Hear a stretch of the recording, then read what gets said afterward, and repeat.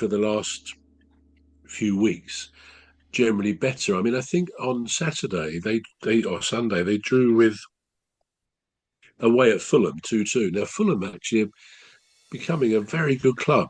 I mean, I'm pleased that I went to the game against Palace at Fulham a few weeks ago, a couple of months ago, in November, and Palace won 2-1. It was a very good game, and they're a very good side. And again, I like one of their players, Harry Wilson, who he's good whenever I've seen him, and he scored again last night, of course, Yeah.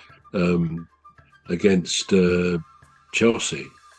So Fulham are becoming a good side, but you still would think Liverpool, with its history, with its size, with its power and its reputation, will go to a club like Fulham and actually edge it. They've got enough experience and quality to beat teams like Fulham. Now, we all know that the Premier League isn't like that.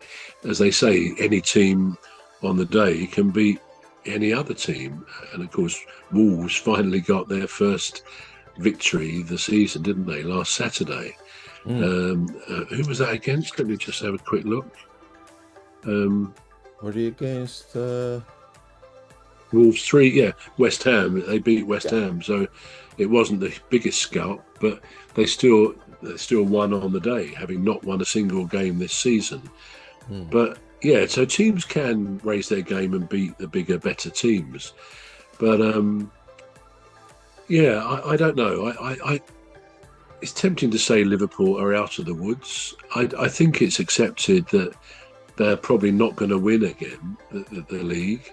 You know, you never know ultimately, because if any team goes on a run of lots of wins or lots of defeats, you could be at either end of the table quite easily.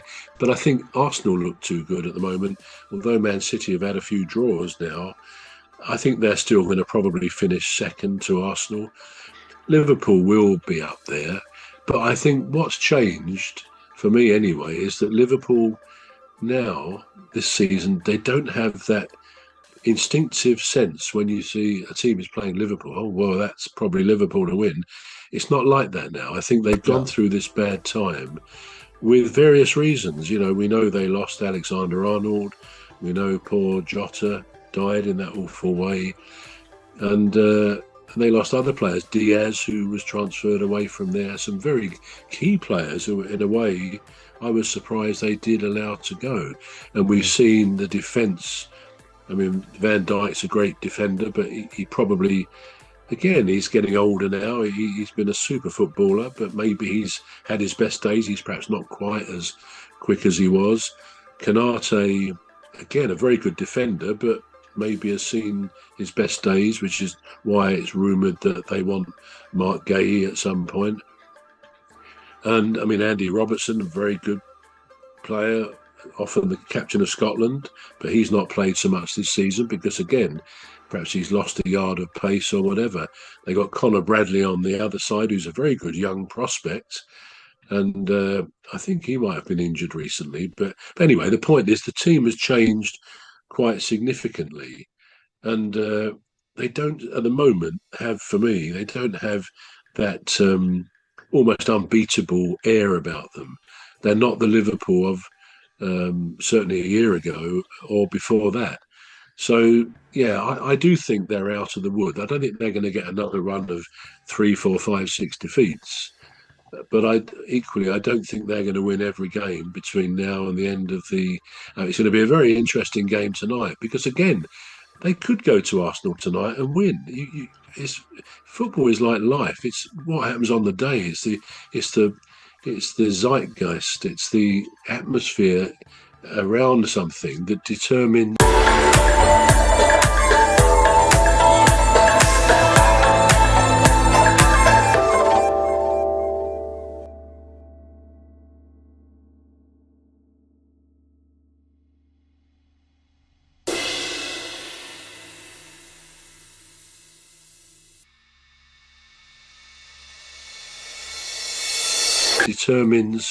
often, you know, and you get an unlikely result in lots of things because humans, we're not robots, and therefore you get different performances in any part of life. But yeah, I think Arsenal will win. something inside me says it could also quite easily be a draw, like Yeah. 2-2, because Arsenal are approaching that time where in the past they've lost a game or two. And of course, once you lose that momentum, it can go against you. But my gut feeling is that they will win like 2-1 tonight, either 2-1 to Arsenal or 2-2. They're my two predictions. But yeah, I think Liverpool are out of the woods. I think Slot will survive. I think he has survived a very bad spell. And I think on balance, he's a good manager. He's a very good manager. I think he knows Mm. his players. I think they respect him, and he's good for the game. So it'll be a good game tonight to watch. It Eight would be, o'clock yeah. kickoff, I believe. Yeah. Well, I hope he's out of the woods. Now, this is Paul Scholes on the increase in Manchester United ticket prices, sorry. So ticket prices, he says £66 for a ticket is ridiculous. If you think of Manchester, there are so many deprived areas, and Sir Jim Ratcliffe himself is from Failsworth, which is a deprived area. If you take one kid with you, that's £120. If you take a family, you're looking at £300 to £400. It's not right. Now, does he have a point there? I mean, £66, is it in this day and age? Is it too much for the ticket price? Yeah, I mean, I don't know whether that's their base price. I mean, if he's talking about possible deprived areas, people coming from those areas, then that suggests it would be the cheaper end of the seats. I mean, at Palace, there's the seats. If you're buying on the, I mean, I've had a season ticket for years, but if you're buying on the day, I think they are £30. Perhaps not all in all of the ground, but that's kind of the going rate for most of the tickets. So, and even the away games tend to be similar for the most part. Occasionally, it's a 40, maybe Man City or Liverpool, but 30 or 30-ish is around the going rate. So if that's £66, again, it seems to be to do with, I don't know whether Sir Jim Radcliffe is putting up prices or has done that, because of course he's offloaded many jobs, many staff to try and get the finances right, which always seems a bit strange, doesn't it? When they have the Glazers, who apparently are billionaire owners, and Radcliffe himself is clearly a very rich man too.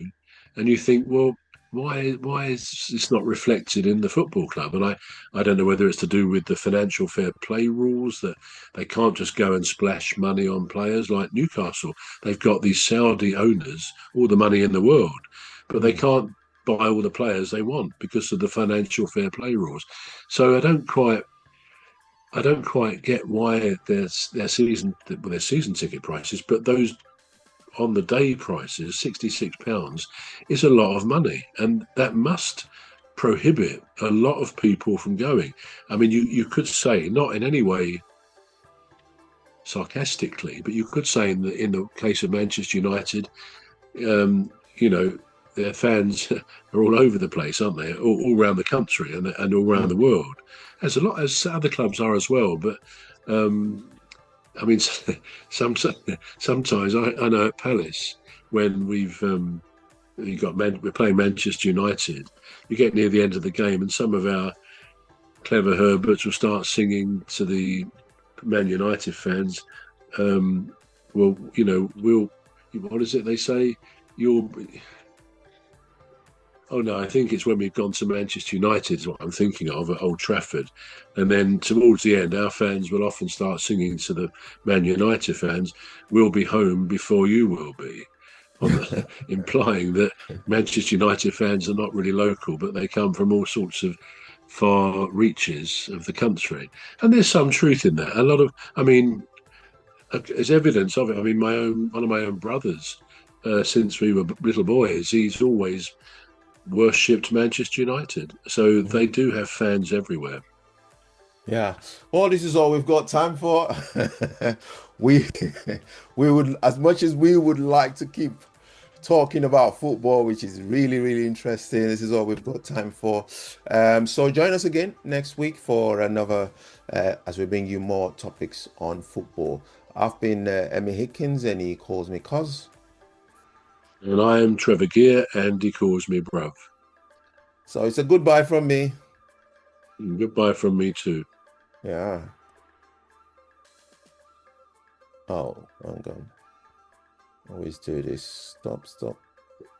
Don't say.